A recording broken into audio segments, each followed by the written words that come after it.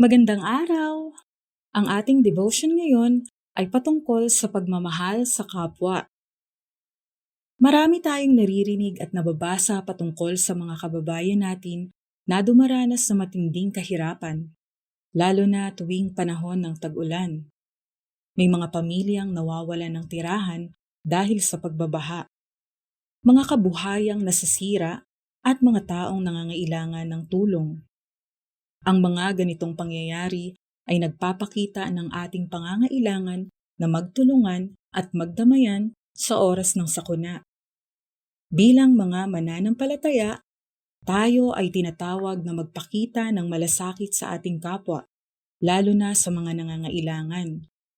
Sinasabi sa 1 Thessalonians chapter 5 verse 16 to 18 na tayo ay dapat na magalak sa lahat ng pagkakataon, patuloy na manalangin at magpasalamat sa anumang sitwasyon dahil ito ang kalooban ng Diyos para sa atin. Sa kabila ng mga pagsubok na maaaring hinaharap natin, mayroon tayong dahilan upang maging mapagpasalamat, gaya ng pagkakaroon ng tirahan na nagbibigay proteksyon sa ating pamilya. Malinaw sa akin na itinuturo ng salita ng Panginoon na tayo ay dapat tumulong sa iba. Subalit, mahalaga rin na maging matalino tayo sa ating pagtulong. Sinasabi sa Proverbs chapter 22 verse 3, nakikita ng matalino ang panganib at nagtatago, ngunit ang mangmang ay nagpapatuloy at nagdurusa. Ang talatang ito ay nagtuturo sa atin na maging mapanuri at maingat.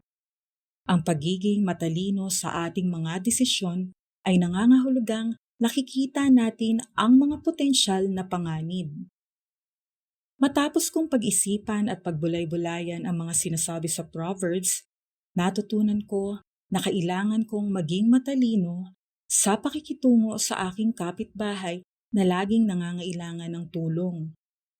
Ang matalinong pag-iwas ay hindi lamang para sa aking proteksyon, kundi para rin sa kanyang kabutihan.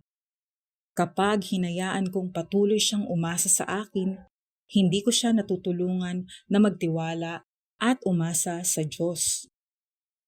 May mga pagkakataon na ang pagtulong ng walang hangganan ay maaaring magdulot ng pinsala sa ating sarili at sa taong tinutulungan natin. Sa loob ng 2 taon, dapat na natutunan na niya na magtiwala sa Diyos at hindi sa tao. Kung patuloy ko siyang tutulungan, pinapalakas ko lamang ang maling ugali na maging palaasa sa kapwa. Sa halip na matutong magtiwala sa Diyos na tunay na makatutugon sa kanyang mga pangangailangan. Ang paglalagay ng tamang hangganan ay hindi nangangahulugang tinatalikuran natin ang ating kapwa, kundi isang paraan upang mapanatili ang balanse at ang ating kakayahang tumulong sa mas mahabang panahon.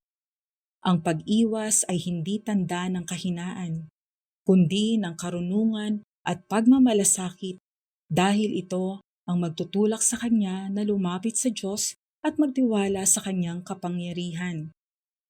Ipinapakita sa atin ng Biblia na ang matalinong pagtulong ay nagmumula sa isang pusong puno ng pagmamahal, ngunit may sapat na pangunawa sa mga limitasyon.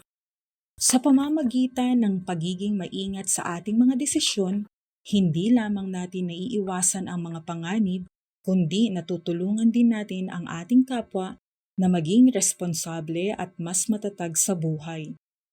Sa huli, ang ating pasasalamat at papuri sa Panginoon ay dapat magsilbing gabay sa ating pagtulong. Ang kanyang karunungan ay magbibigay sa atin ng kakayahan na magpakita ng tunay na malasakit ng may pag-iingat upang ang ating relasyon sa Diyos at sa ating kapwa ay manatiling matibay.